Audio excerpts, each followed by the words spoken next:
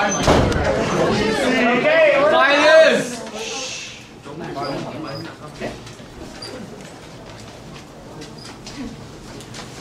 Abandoning wasteful practices. Good afternoon, ladies and gentlemen. I am the first speaker of the proposition team. I'll be giving you our team's policy and tell you why this motion is necessary. Our second speaker, Jung-Jun, will rebut the arguments raised by the opposition team and tell you about the benefits of this motion. Our third speaker, Jae-hyun, will summarize the whole debate. Now, for our team stance. We, the proposition team, support the motion this House would abandon mandatory military conscription in Korea. Given our team stance, I will further elaborate on my arguments by giving out the definitions. We define mandatory as required or commanded by authority. We define military conscription as involuntary enrollment for service in a country's armed forces demanded by established authority. Done with the definitions, now I will move on to our policy. For our policy will work to create a smaller but better army. We will begin reducing conscription by 20% a year and selected conscripts by lot. All currently served conscripts will continue to serve. The military budget will keep the same, and all the money that would have been spent on conscripts will be spent on extra recruiting for volunteers. The money will be also used to pay, equip, train the volunteers better than any conscripts ever were. The military force will become all volunteer force smaller than the previous conscripted force, but one better trained and one better equipped. Point of information. Until now, I explained our policy what our policy will be. Now, I will tell you why we need this policy. Right now, every able Korean man over 17 is being forced to serve in the military for approximately 1 year and 2 months. This means thousands of Koreans are spending their prime of their lives in the military when they could be studying or working. This is a great drain on Korea's resources. Mandatory conscription diverts huge amounts of manpower away from economic uses and into the military. The sad thing is, all this manpower is going to waste. Korea's mandatory conscription exists for one thing, to prepare for war. It exists to make sure Korea has the men needed to defend itself in an imminent war. But what if there is not going to be a war? Then the whole practice of mandatory conscription would be a waste of resources. Point of information, man. This is, yes? I mean, you're saying that it's a waste of men force. However, these men are working as soldiers. I mean, they're protecting our country from danger. Is that a waste of manpower? Yes, it's a waste of manpower because they're wasting their time, about 1 year and 2 months, even though they can use this time to study and work.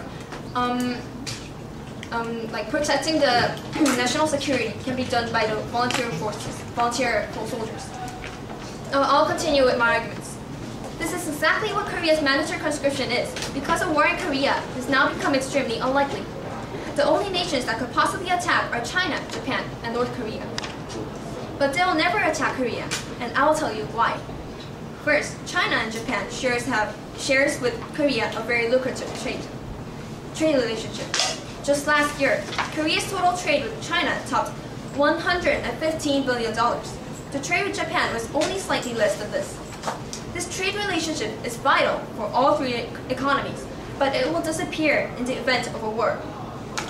To preserve their economy, Japan and China will attack Korea only when they're seriously threatening themselves. As for North Korea, its relationship with South Korea has never been better. The trade between the North and the South has increased tenfold since 1988 to over $6 million. This is 20% of North Korea's total trade. The North now depends on South for a great amount of its food. South Koreans are investing heavily in North opening factories and tour resorts. Diplomatic relationships are also better. Just last year, then-President Roh Moo-hyun visited North Korea, and the North Koreans have agreed to give up its nuclear weapons program. Such a deep economic and diplomatic relationship makes any war between the two Koreas very unlikely. The North may make the occasional threat, but the fact that the North has become dependent on and threatening towards South Korea speaks against the possibility of a second Korean war. So we can see that a war for Korea is very unlikely. The only 3 states that could possibly attack Korea are unwillingly to pick a fight. Then we can also see that mandatory conscription in Korea is right now completely unnecessary and wasteful. Conscription has no reason to exist when war is so unlikely. To stop the large-scale waste of manpower happening in Korea, we must follow this motion and abandon mandatory conscription. Again, ladies and gentlemen, abandoning wasteful practices. Vote for proposition. Thank you.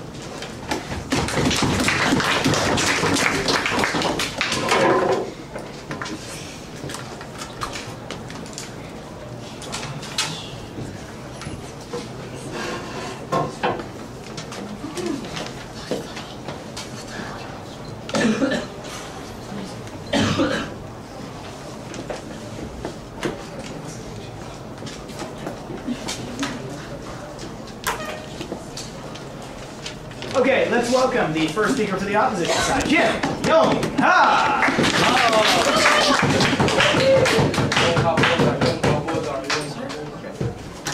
We are still at war. Hello, ladies and gentlemen. I'm the first speaker of the opposition house, believing that military conscription in Korea should not be banned. I, as the first speaker, will first introduce our team's alternative policy and then move on to our argument that considering the status quo, our policy is better in needs of Korea. Our second speaker, Daewon, will further elaborate on our alternative policy and then will explain why our policy is more beneficial. Our third speaker, Hyun, will summarize this debate for us. Now, I would like to rebut some of the downsides and proposition's arguments. The proposition's plan is radical since it does not prove that necessary amount of people that could protect the country will be recruited. This is a matter of national security and we cannot sacrifice nation's safety for the personal freedom. Also, the proposition has argued that they will train troops without increasing the budget. However, the budget that we use right now in the military is very limited. How would this work? No, sir. Considering these possible catastrophes, our team would like to propose a different plan. We believe that military conscription should not be banned, but fixed to solve its downsides. Ladies and gentlemen, contrary to what the proposition has said, military conscription is needed because of necessity, possible shortages, and quality. Necessity because of Korea's current military conditions. Possible shortages that would happen if the proposition policy was adopted. And last but not least, quality that would fall if the conscription was banned. Now I will elaborate on our team's first and second point, necessity and possible shortages. First, the military conscription is needed, ladies and gentlemen. The proposition's policy is suicidal considering the status quo. Korea is a small country with limited human resources. Unlike any other small country, it needs a strong army to defend itself. Other small nations sandwiched between bigger nations like Korea have military conscription. Just look at Singapore, Israel, and Taiwan. Even Singapore and Taiwan, even Singapore and Taiwan have mandatory conscriptions, though they're not at war. At war, this is another reason why Korea needs a military conscription. We're still at ceasefire with North Korea, and the country we're currently at war is not so weak to failing military. North Korean military drafts 5.05% of its population into the army, thereby creating 1.2 million troops. This number turns North Korea into the nation having 4th largest army in the world. North Korea is also the nation that spends more than 30% of its GDP on military expenditures. Even with the draft, Korea has a smaller number of soldiers and uses only 2.8% of its GDP. This is less than comparatively peaceful Singapore's. Ladies and gentlemen, we're not safe, and that is why we need military conscription. Now I'll move on to our second point, possible shortage. Getting rid of mandatory military conscription will cause shortages when we need our troops the most. According to the Times article, America's military applicants fell drastically after the war on terror started. In other words, people tend to avoid conflicts. Why is this? Well, people generally desire to avoid conflict. So banning the military conscription will actually lower the number of soldiers in times of war. And if the US, with a population of 300 million people can't gather enough soldiers, what will happen to Korea with its measly population of 50 million? And bear in mind, ladies and gentlemen, the inferior conditions of the Korean army. Korea gives only about $50,000 a month as a salary, and that there are no other benefits except the 9,000 won you get for your funeral. Compared to that, the U.S. Army receives approximately 660 million won a month, with 1 billion reward for those who unfortunately die. For information. 1 billion won rewards for those who unfortunately died during the military war, according to CIA statistics. Why would anyone want to enlist in an army like Korea's? Pay and etc. will have to rise drastically. And where will the money come from? In short, because of possible shortages, we need military conscriptions. Ladies and gentlemen, I have just talked about our first 2 points, necessity and possible shortages. I wasn't saying that the current military is wonderful and should not suffer any change. We've realized that there are inevitable drawbacks, but scrapping away the mandatory conscription system entirely is way too radical. That is why we propose making safe, moderate changes while keeping the mandatory conscriptions. Our second speaker will elaborate on this more. Which one would you rather sacrifice, ladies and gentlemen? National well-being and safety, or the short-term person happiness?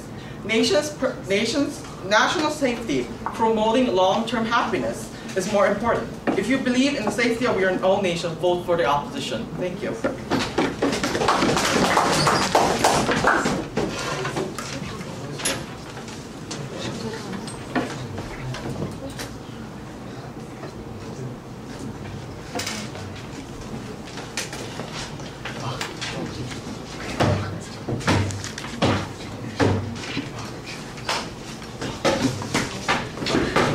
Okay, let's welcome the next speaker for the proposition side. June.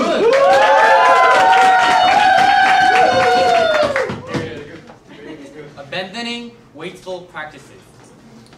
First of all, the whole argument of the first speaker of the opposition team is based on the one precondition, which is that a stronger army is a larger army. But ladies and gentlemen, our team, the proposition team, doesn't think that the larger army is necessarily a stronger army. We think that the smaller army with better equipment and better trained can be a better army. First, I'm going to describe the rebuttal of the first speaker of the opposition team. I'm going to present my substantive argument. First of all, how much money do you think the government have to spend to maintain the approximately 600,000 soldiers in South Korea?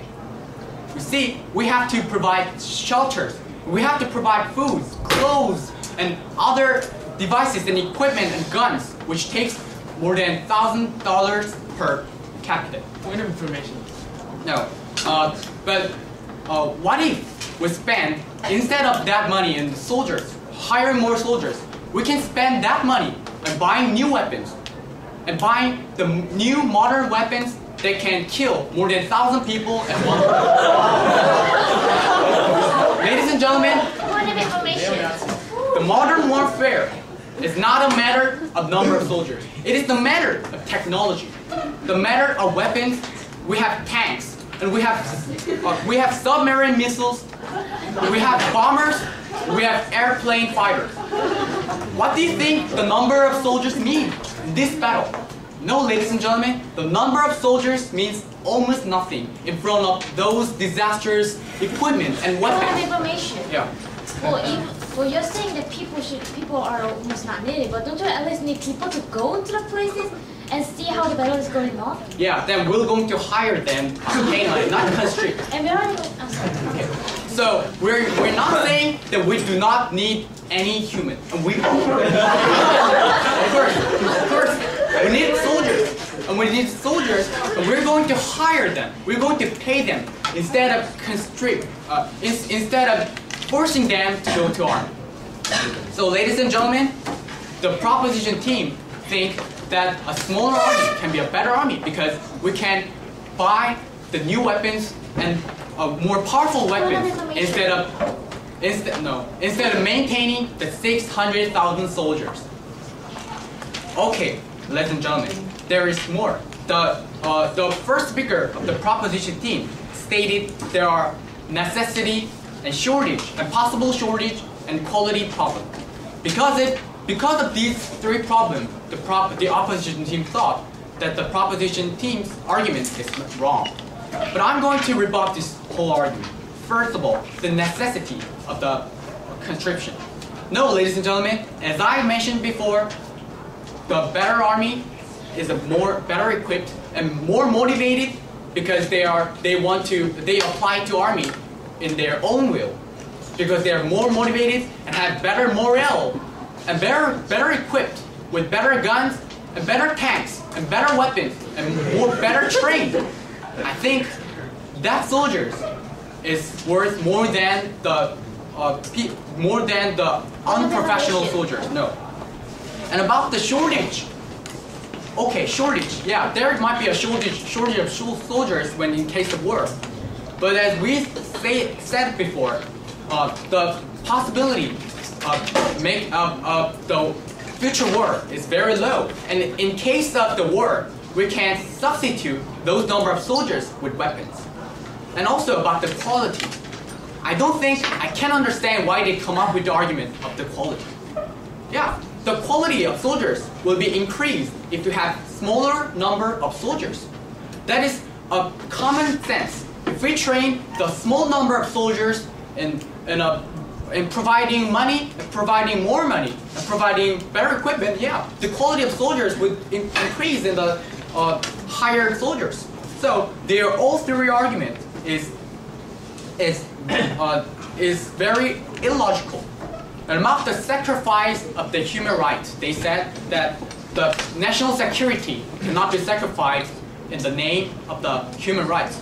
But ladies and gentlemen, we're not saying that we have to sacrifice the national security with human rights. We're saying that we can protect both national security and human rights at the same time by substituting the money that used to hire those 600,000 soldiers into buying new weapons. Thank you, ladies and gentlemen.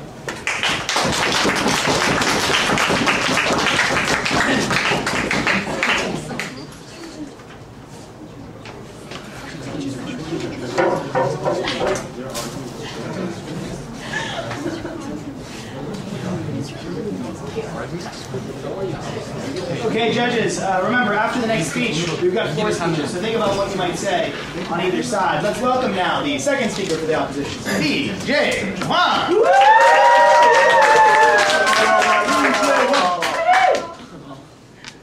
Okay, ladies and gentlemen, before I begin my debate, I would like to tell you that I'm the second speaker of the opposition, and that I'll start by rebutting the arguments of the proposition team, then go on to our third substantive argument, and then go on to our alternatives. Yes, okay. First of all, let me rebut the arguments of the proposition team. First, they have said that other countries surrounding Korea will never attack Korea. They have said that Japan, China, and North Korea will never attack Korea. However, that is wrong. Well, if there is no possibility of a war, why is the proposition team trying to recruit volunteer soldiers? Why bother having an army? Sir, well, if you can see from the proposition's alternative there, even they are worried about possible wars. Even they are worried about possible dangers. If they are afraid of these dangers, if they are afraid of a war, mandatory military conscription is much better than their policy. Okay. Also, the proposition team's arguments were built on this premise that people will volunteer, that they will volunteer. However, that is not the case. Ladies and gentlemen, our country is a small country. Do your math. How many men do we have? I mean, do you think that we will have enough soldiers if we have a system that's recruiting volunteers? If you want, sir. Yes, sir. You asked how many men Korea has. Well, the answer, are you aware that Korea has 3 times the population of North Korea? Okay, thank you, sir. But aren't you aware that America has more men than us? And as I will explain in our third substantive argument, America is having a hard time recruiting soldiers. I mean, do you think that Korea will have, an easy time, recruiting soldiers? I don't think so. Yes, and because your arguments are built on this premise that volunteers will actually volunteer to become soldiers, their arguments are wrong. Okay, now I'll go on to our third substantive argument, that the mandatory military conscription will raise the quality of military force. Okay, the second speaker of the proposition team has said that number does not matter. However, number does matter. Ladies and gentlemen, military conscription has allowed countries to have one of the best forces in the world. Because of the conscription, our country has been able to choose the best soldiers and the best staff from the pool of many thousands of men. Yes, sir. But why do you think that Japan and the United States and Great Britain, which do not have conscription, have one of the most countries that are powerful military? Let me proceed. In the United States, however, where military service is not mandatory, the army is having a hard time recruiting workers. According to an article posted on the Department of Defense site, the army is having a hard time. The army has started allowing people of any sex, age, or national origin qualified for military commission. The Department of Defense has even stated that it would qualify felons, which means criminals, past criminals, and the accused. Our country, on the other hand, has no problems with getting the staff, the soldiers. We, unlike the United States, need not hire past criminals, and we need not hire illegal immigrants. Without the system which the proposition team is proposing to ban, we will have to pursue countries like the United States and have a hard time hiring the best people. Okay, now our alternatives. First, we will keep the military service mandatory for all men. Second, we will revive the policy that provides past military men with academic or financial incentives. Third, we will also allow women to give voluntary military service, and we will give them benefits if they volunteer. Fourth, creating a better environment in the army. 5, exceptions to those with conscientious objections, but giving them manual labor, technical work, or other kinds of services instead. 6, allowing military staff to pursue their academic work or practice their skills related to their occupation in their free time. As our first speaker has explained throughout his speech, mandatory military conscription is crucial to our country because we are still at war. Ladies and gentlemen, we are still at war. It is crucial. But I'm sure that the mandatory military conscription has a few problems. And with our alternatives, like creating better environment in the army and allowing soldiers to have time to study their skills, practice their skills that they need after the term is finished, we'll have a better environment in the army. And the problems the problems we have right now with mandatory military conscriptions will be solved. Ladies and gentlemen, we are still at war. We need the mandatory military conscription, and we need a better army. Thank you.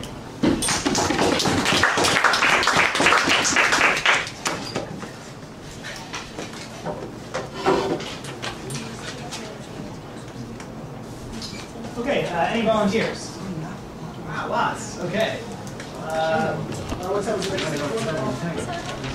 have an opposition volunteer. Proposition volunteers, anyone? Really? No one?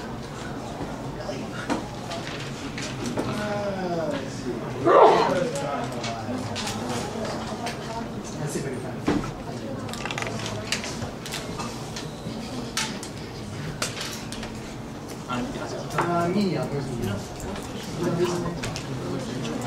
Okay. You get to be our prop.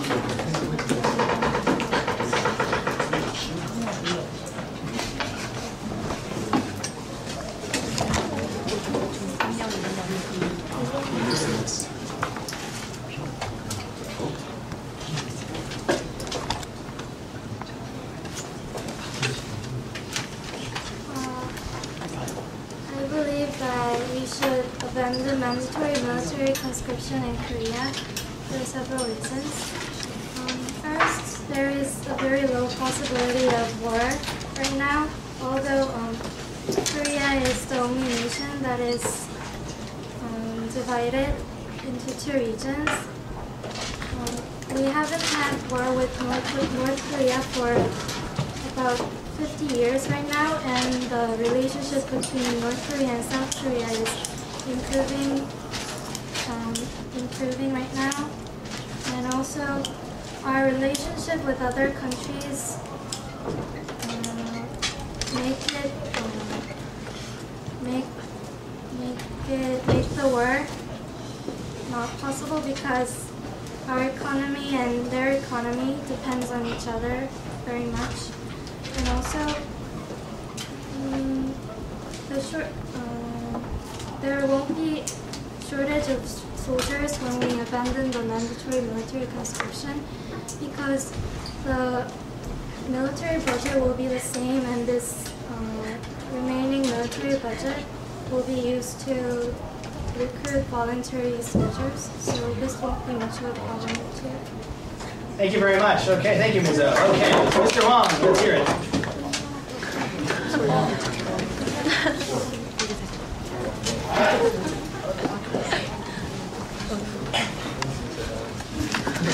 Personally, I'm convinced that we should maintain mandatory military conscription in Korea. Well, first of all, opposition side of the House has argued that conscripting soldiers is a waste of time. Their argument is based on the presumption that studying is more important than protecting, and army is nothing but place to sleep or waste times. However, first presumption has logical gap and has no evidence. And second presumption, army, we can build relationship and become healthy, and they're not only like gun shooters, but there are positions that we can like show our talents, like translators, managers, or like drivers, or like medical soldiers, and so on. And secondly, proposition side of the House has insisted that war is not likely to happen in Korea. However, like officially, South Korea and North Korea's war has not ended yet. The war is temporarily ceased, and there is also a concept called terror, like that we are not safe from, and I think that's the reason why we should maintain the mandatory military conscription. Thank you, sir. Okay, very good. Thank you.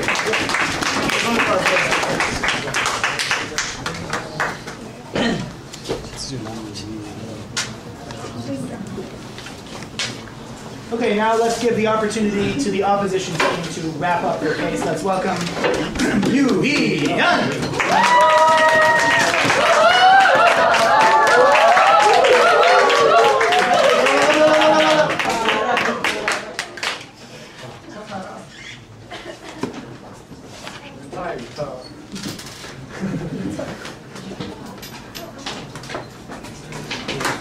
Ladies and gentlemen, we are so at war. As the speaker for the opposition team, I will now show you how the opposition team has won this debate. First, by identifying the clutches in this debate. Second, by making the rebuttals of the proposition's ridiculous assertions. And third, by summarizing our well-made 3 points. The first clash was about necessity. Necessity over whether Korea needs a big army or not. And second was about shortage. The clash was about whether the volunteer corps would have enough army soldiers or not. And I'll move on to rebut the opposition team's argument and show you that in most of the cases, the opposition team has clearly won this clash. In this debate today, we had an opposition team that wanted to have its cake and eat it too. We had a proposition team that had to have its cake and eat it too. Ladies and gentlemen, they gave out the examples of Japan, US, and Great Britain. But did you know that Japan pays its soldiers 110 times more than the Korea pays its own soldiers? 110 times more. And they say that they're going to maintain their current military budget and try to recruit soldiers. How are they going to pay them? Are Koreans really going to volunteer for an army that pays people only 5 million won per month? The pay will have to rise drastically, ladies and gentlemen.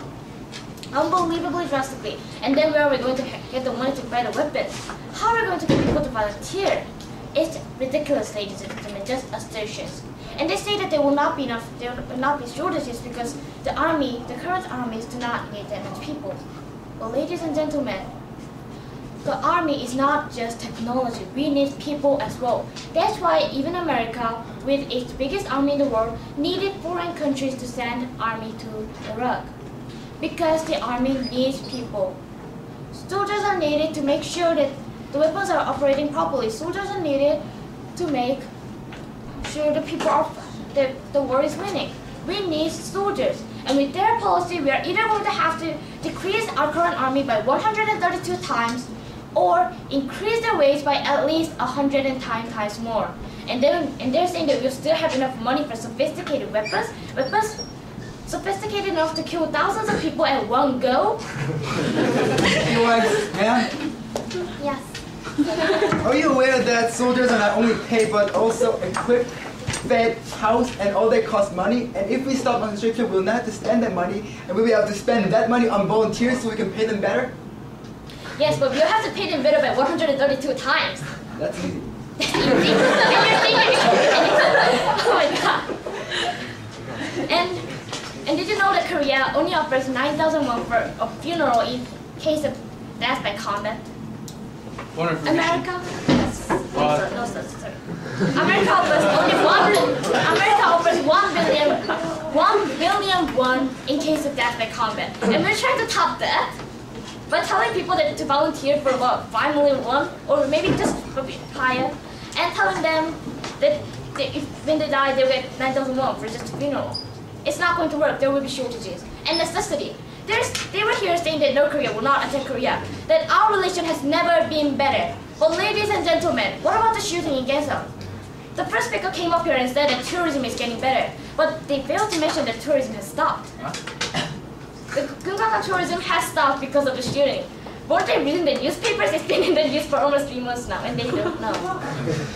Ladies and gentlemen, today we had an opposition team that had no idea of the status quo. They could not make a definite policy that would actually work. They were trying to have the tie and needed to, and we're here saying realistically that won't work. Ladies and gentlemen, our 3 points was that this mandatory conscription is necessary. Without the mandatory conscription, in a tiny country like Korea, with a population of only 50 million, there will be serious shortages. And we were saying that this will raise the quality because we will be able to choose from a pool of men. We won't have to resort to hiring felons and illegal immigrants with this policy. Ladies and gentlemen, this military conscription is constitutional. If you believe in national security, vote for opposition. Thank you.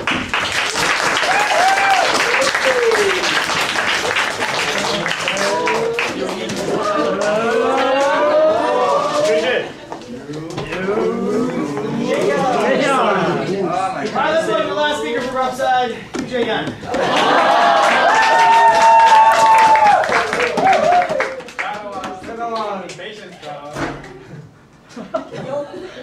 Hello, ladies and gentlemen. I'm the third speaker for the proposition, and I'm here to sum up what has happened so far in the debate. And once again, I'll be telling you how the opposition has gotten everything wrong and how the proposition has gotten more things right. Yes.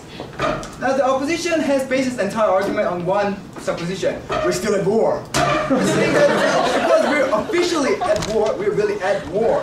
They talked about the necessity, how North Koreans are so powerful that we need a lot of men. They talked about how we will have shortages if we stop conscription, and how the army's quality will fall. And I'll kill each of those arguments one by one. Now, about necessity, they said North Korea is very powerful. They failed to mention that while they only spend $5 billion on their army, South Korea spends $21 billion, much more, and it results in a much better army. They also failed to mention that North Korean tanks were made in 1970s. Their airplanes were made in 1990s. While Korea has F-16s, yes? I didn't know that North Korea is still developing its military technology and that is sophisticated enough to export to other countries. And South Korea is not developing its own technology. It's less than 4 times as much. 4 times as much, and that results in 4 times as much development. And yes, South Korea's F-16s, F-15s, far more superior than North Korea's Air Force. and is currently deploying K-2 Black Panthers, which cannot be compared in quality to North Korean tanks which were developed in the 1970s. So we know that North Korean forces cannot match South Korean forces in brute force. And they've also failed to say why exactly North Korea would bother to attack South Korea. South Korea is right now North Korea's second biggest trading partner. North Korea's economy depends on South Korea as much as it depends on China. Attacking South Korea will be suicide, and South Korea will not attack South Korea. And so, military conscription was not necessary. And they talked about how South Korea will have shortages if it has managers for protection. How people will avoid going to the army when there's a war. And how do you explain Britain during World War II? The UK avoided using military conscription from the beginning of the war to the end. And who won World War II, ladies and gentlemen? The Germans with the conscription? No, the British won, despite not using conscription. No, thank you. And that proves clearly. And they won because plenty of people volunteered.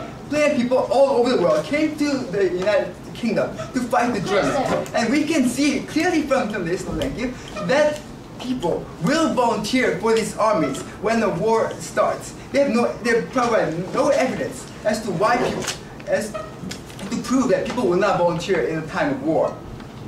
And they said we need better pay, and that Korea cannot pay the soldiers enough, so they will volunteer for the army. And they clearly did not listen to our policy. We said we'll end conscription, which will reduce the number of men in the army. We'll no longer have to pay them, we'll no longer have to equip them, house them, or train them. This money that's left over will be used to better pay the volunteer soldiers, better equip them, better train them, so they will volunteer and be better soldiers than the conscripts ever were. They did not listen to our policy, and we have told you clearly why people will volunteer. And talked about quality, how the United States are having trouble recruiting its forces, and they're having to resort to bad soldiers. Well, they have forgotten that the United States forces have to defend that territory far larger than Korea, has to maintain overseas bases, dozens of overseas bases, maintain a significant presence in both the Atlantic and the Pacific, and is currently fighting a war in Iraq. That cannot be compared to Korea. Korea does not need as much men as the United States, and as I told you, since South Korea has 3 times the population of North Korea, it's easily able to muster the forces necessary to fight North Korea when a war arises. So I rebutted all their points. Nothing they've said actually makes sense.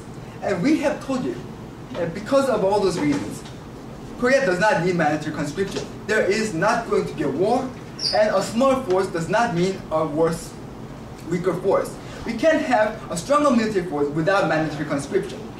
And so to conclude, we do not need mandatory conscription. And mandatory conscription is a huge drain on Korea's resources. It is wasteful. And since it is a wasteful practice, we must abandon it. Abandoning wasteful practices. Vote for proposition. Thank you.